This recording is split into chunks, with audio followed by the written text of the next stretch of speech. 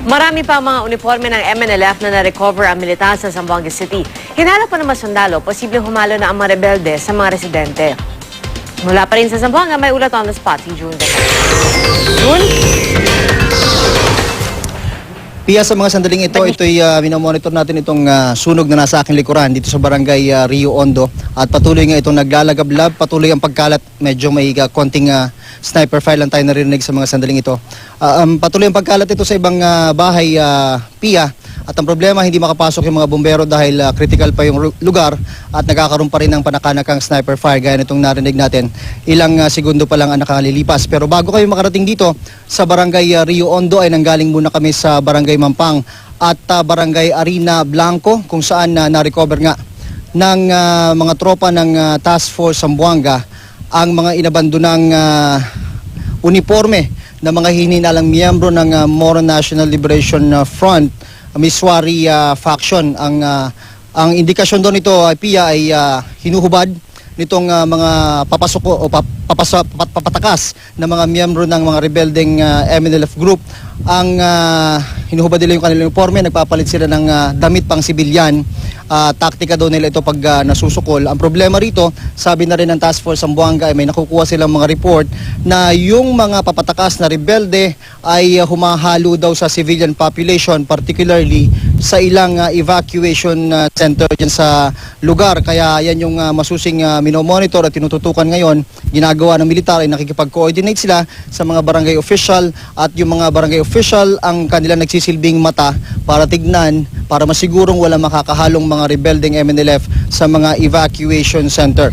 Samantala, nakita rin natin yung kondisyon dun sa ilang evacuation center sa barangay Arena Blanco at nakikita natin doon na talagang nagsusumamo na yung mga evacuees doon na sana ibigyan sila ng tulong kasi daw hindi tulad dito sa lungsod ng Zamboanga o dito sa city proper na sinasabing 3 times a day ay may naibibigay na pagkain ang pamahalaan doon sa mga evacuees sa kanilang lugar ay talagang nagrereklamo sila, Pia, na talagang wala na sila makain doon. Ang ginagawa nila para mapantawid gutom ay yung kinudkod na kamoting kahoy at nakita nga natin kanina yung isang babae, nakausap natin siya, yung isang babae na may bitbit na baby at ang sinasabi niya yung pinapadede na lang nila dun sa baby ay tubig na mahinahaluan nila ng asukal at yun ang nagsisilbing gatas nga nung baby dun sa evacuation center. Kaya ganyan ang kanila kahirap ang kanilang sitwasyon. Kaya patuloy ang pag-apila nila sa pamahalaan na sana'y hindi lang dito sa city proper ang pansinin yung kondisyon ng mga evacuation center, maging dun sa mga remote coastal barangays gaya nga ng barangay Arena Blanco. Balik sa Pia.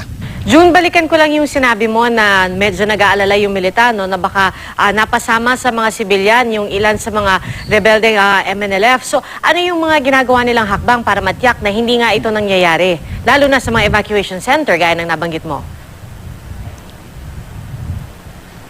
Ang isa nga dun sa mga steps sa Pia ay tinap nila yung tulong ng mga barangay personnel, mga barangay official at sila yung nagsisilbing mata at tenga doon sa mga evacuation center kasi mas familiar nga sila doon sa mga muka kung sino-sino yung andoon. Ayan, Pia, kung narinig niya, meron na namang sniper fire dito sa aming posisyon. Anyway, balikan ko lang yung strategy ng militar ay nagkakaroon sila ng, nagtatap nga sila ng tulong nitong mga local official at sila yung nagsisilbing matatenga nga sa ground at meron ng mga report sa kanila na talagang pag may nakita silang hindi pamilyar na muka doon sa lugar ay agad silang sinusumbong sa mga otoridad. Magsusuot lang ako, Pia, ng helmet kasi medyo may mga sniper fire dito sa aking posisyon para paniguro lang. Pero anyway, mayroon pa naman silang report nga at may mga attempts nga daw yung ibang papatakas na rebelding MNLF na try nilang pumasok sa mga evacuation center pero sa tulong ng mga komunidad ay natutumbok sila, na-identify sila na hindi talaga miyembro ng community at sila'y naaaresto ng mga otoridad, Pia. Alright, June, hanap kayo masisilungan na. Mag-ingat kayo dyan. Maraming salamat sa iyo, June Veneracion.